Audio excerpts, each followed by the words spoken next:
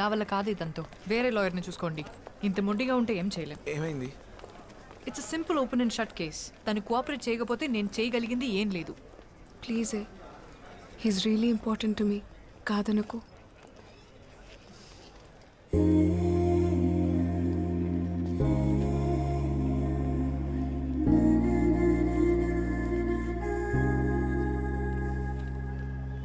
బా ఏమవుతాడే నీకు?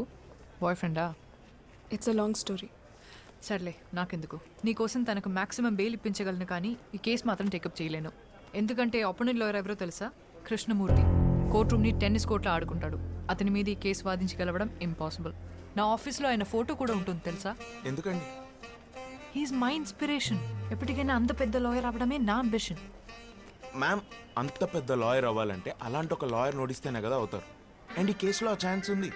ప్లీజ్ ఒకసారి ఆలోచించండి.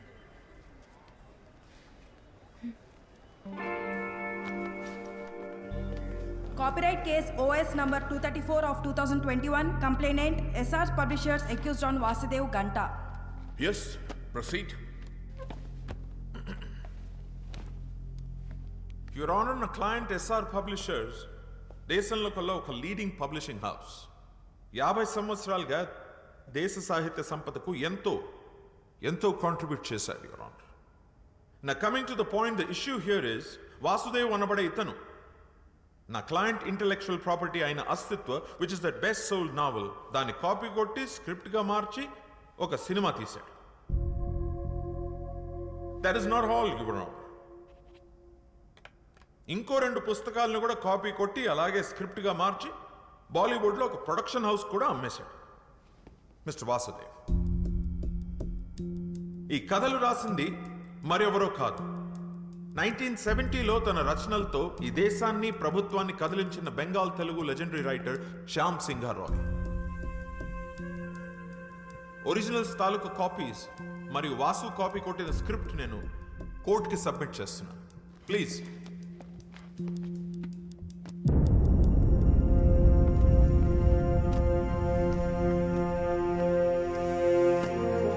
Your Honor, it's a colorable imitation of the original with the sole purpose of deriving profits. It's a direct infringement of 3 novels which are copyright properties of my client SR Publishers. So now on behalf of my client under section 63 of the Copyright Act 1957, I hereby demand accused Mr. Vasuki 5 ఏళ్ల jail శిక్ష మరియు 10 కోట్ల జరిమానా. అలాగే తన copy కొట్టి తీసిన cinema revenue నుంచి 50% షేర్ నా క్లయింట్కి ఇప్పించాలని కోర్టు వారిని కోరుతున్నాను. That'll be all for now, Your Honor. Thank you so much.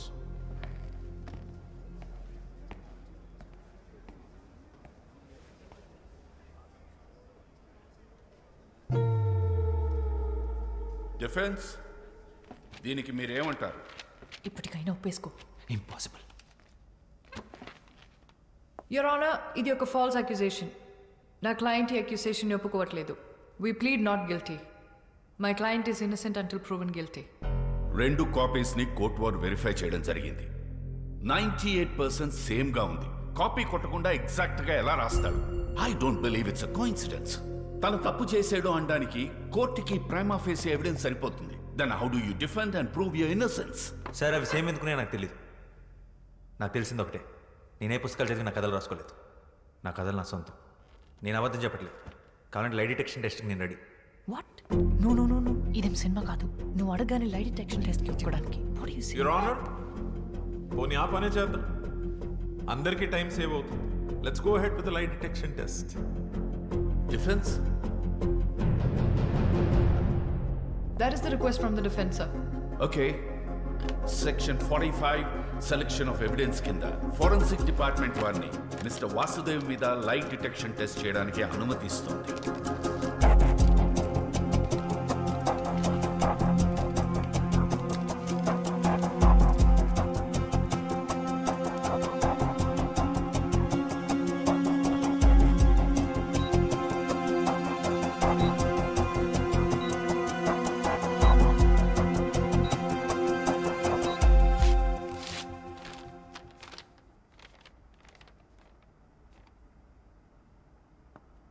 Mister Vasudev అబద్ధం చెప్పటం లేదని ఫోరెన్సిక్ డిపార్ట్మెంట్ వారు రిపోర్ట్ ఇచ్చారు.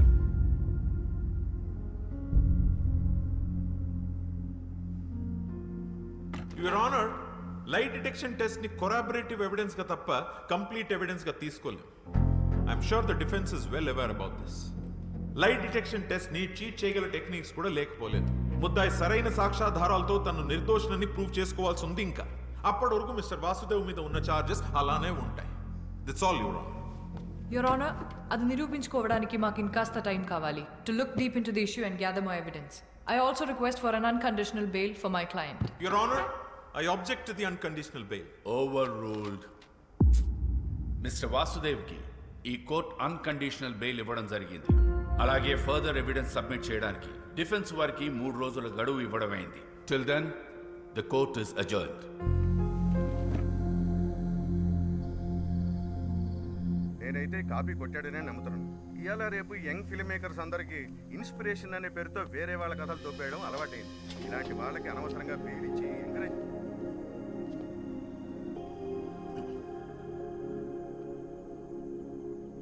ఎలా ఉన్నావు? బాగున్నాను.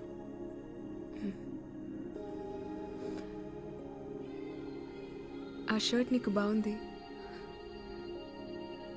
నీ షర్ట్ వేసుకోగానే అరెస్ట్ చేశారు.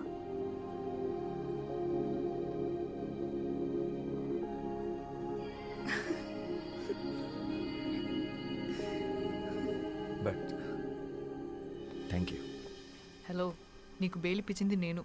నాకు చెప్పు థ్యాంక్స్. ముందు నువ్వు నన్ను నమ్ము, అప్పుడు చెప్తాను. ఎలా నమ్మమంటా? నువ్వు రాసింది ఎగ్జాక్ట్గా బుక్స్లో ఉన్నట్లే ఉంటే? అదే నాకు అర్థం కావట్లేదు. మరి ఎంత సిమిలర్గా ఉంటుంటే. ఏదో ఒకసారి బుక్స్ లేవు.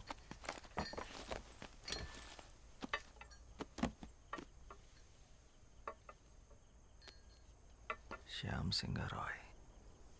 ఎస్ఆర్ పబ్లిషర్స్లో ఎస్ఆర్ అంటే సింగ్ రాయ్ అనుకుంటా. ఈ ఫ్యామిలీ గురించి నేను స్టడీ చేశాను. శ్యామ్ వాళ్ళ అమ్మ తెలుగు, నాన్న బెంగాలీ. వాళ్ళది లవ్ మ్యారేజ్. వెస్ట్ బెంగాల్లో సెటిల్ అయ్యారు. వీళ్ళు మొత్తం 4 బ్రదర్స్. అందులో ఆఖరివాడు శ్యామ్ సింగ్ రాయ్. వెస్ట్ బెంగాల్లో ఖరగ్పూర్ డిస్ట్రిక్ట్లో కాలికాపూర్ అనే గ్రామంలో జన్మించాడు శ్యామ్. తర్వాత కల్కటాలో చాలా famous writer and social activist అయ్యాడు. 1977 తర్వాత తనేమయ్యాడో ఎక్కడికి వెళ్ళిపోయాడో ఆ ఇన్ఫర్మేషన్ ఎక్కడా లేదు. ఒకవేళ చనిపోయింటే తన సమాధి కూడా ఎక్కడుందో ఎవరికీ తెలీదు. 1985లో మిగిలిన బ్రదర్స్ అందరూ ఒక మేజర్ కార్ యాక్సిడెంట్కి గురయ్యారు. చనిపోయిన 2 అన్నయ్యల పిల్లలే ఇప్పుడు ఆ కంపెనీని నడుపుతున్నారు. వాళ్ళని మీద కేసు పెట్టారు.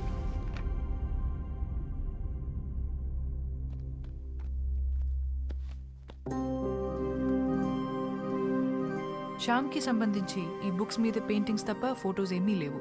అండ్ వీళ్ళ మదర్ తెలుగు ఒరిజిన్ అవ్వడం వల్ల శ్యామ్ తెలుగు భాషలో కూడా ఎక్స్పర్ట్. చాలా బుక్స్ తెలుగులో కూడా రాశాడు.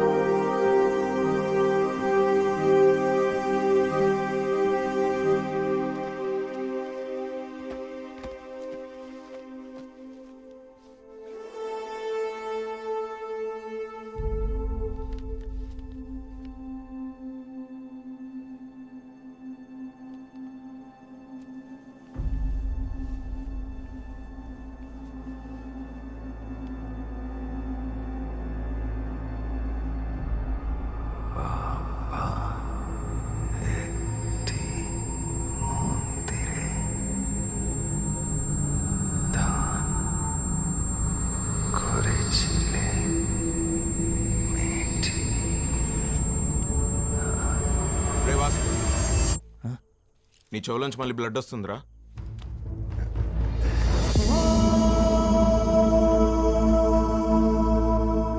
ఆ బ్లడ్ ఏంటి?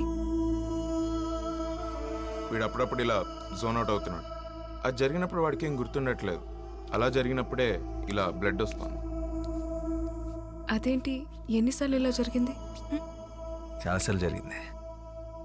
మనం గొడవపడిన రోజు కూడా వచ్చింది.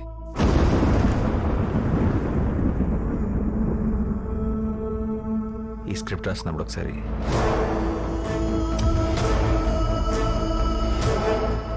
షూట్ అప్పుడు ఒకసారి